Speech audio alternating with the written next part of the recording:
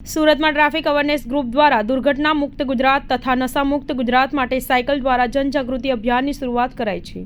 સુરતથી ભરૂચ તથા સમખ્યાલી ધોલાવીરાથી ધોરડો દ્વારા જાગૃતિ અભિયાન કરાયું છે। કચ્છમાં સાયકલ યાત્રાથી 16 યુવકો 6 યુવતીઓ તથા 3-4 બાળકો સાયકલથી વિકસિત ગુજરાત હેતુ સાયકલ યાત્રા કરવા જઈ રહ્યા છે। તારીખ 12/1/2024ના રોજ સુરત ભગવાન મહાવીર કોલેજથી યુવાઓ આ સાથે સાયકલથી અરુણ વ્રત દ્વાર જાની ફરિયાદથી ભરૂચ સુધી જવાના છે।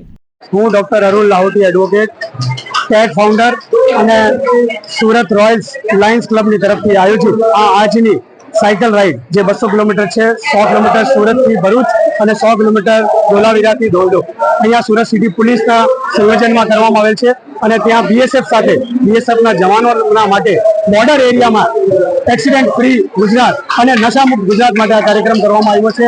એમાં આ વખતે 22 રાઇડર જેમાંથી 6 લેડી રાઇડર અને બાળકો પણ સામેલ થયા છે અને આ એક રાઇડના માધ્યમથી આખા ગુજરાત અને હિન્દુસ્તાનમાં એક જ મેસેજ કરવાનો છે કે એક્સિડન્ટ ફ્રી રહીએ અને નશા મુક્ત રહીએ। આના માટે ભગવાન મહાવીર કોલેજનો જે સંચાલન કરવામાં આવ્યું છે, અજમેરાજીનો બહુ સહયોગ કરવામાં આવ્યો છે, સુરત સિટીના બધા લોકો, લાયન્સના ગવર્નરશ્રી બધાની ઉપસ્થિતિમાં આજે આ કાર્યક્રમ કરવામાં આવ્યો છે, જેનાથી અમે બહુ ઉત્સાહિત છીએ। नमस्कार मित्रों, लायंस सूरत रॉयल्स की तरफ से मैं आपका सभी का स्वागत करता हूँ, अभिनंदन करता हूँ। और आज हजारे हमारे जितने अतिथिगण हैं लायंस के G2 डिस्ट्रिक्ट के district governor lions Deepak ji Pakhale, second vice district governor Mona Desai, हमारे जीएसटी कोऑर्डिनेटर ऋषि अग्रवाल, हमारे जीएसटी हमारे आज हम सभी का हार्दिक स्वागत अभिनंदन करते हैं।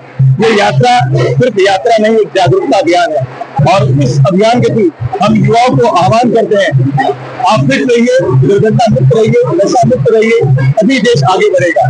ये यात्रा के द्वारा ये संदेश हम जन जन में पहुंचाना चाहते हैं और प्रेरित करते हैं सभी को कि आप आगे आइए और हमसे जुड़िए और फिट रहिए, तभी देश आगे बढ़ेगा। धन्यवाद।